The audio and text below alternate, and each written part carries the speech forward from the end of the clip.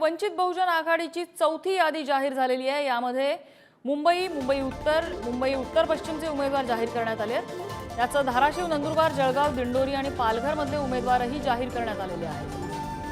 तिसरी यादी जाहीर झाली आणि यामध्ये मुंबई, धाराशिव, नंदुरबार, जळगाव, दिंडोरी आणि पालघर मधले उमेदवार जाहीर करण्यात आलेले आहेत।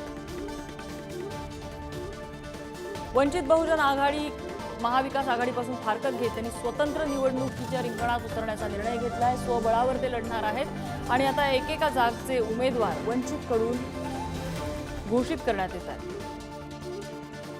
त्यांची चौथी यादी समोर आली आहे, ज्यामध्ये मुंबई उत्तर पश्चिमचे उमेदवार जाहीर करण्यात आले। त्याचबरोबर धाराशिव, नंदुरबार, जळगाव, दिंडोरी आणि पालघर मधले उमेदवारही जाहीर करण्यात आलेले आहेत।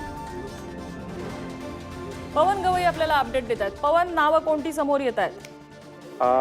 नम्रता, वंचित बहुजन आघाडीचे अध्यक्ष प्रकाश आंबेडकर यांनी आतापर्यंत तीन उमेदवारांची म्हणजे उमेदवारी यादी हे तीन जाहीर केल्या। आज ही चौथी यादी जाहीर केली आणि यामध्ये मुंबईच्या सर्व जागांचा समावेश आहे।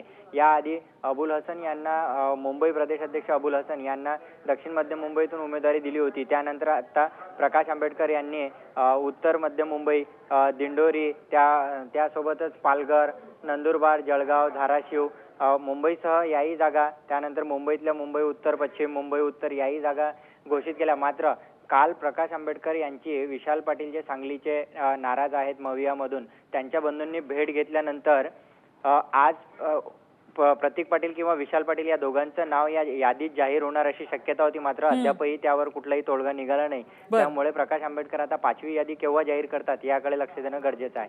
पवन, धन्यवाद या माहितीबद्दल। त्यामुळे वंचितची चौथी यादी जाहीर झालेली आहे आणि या पुढच्या यादीमध्ये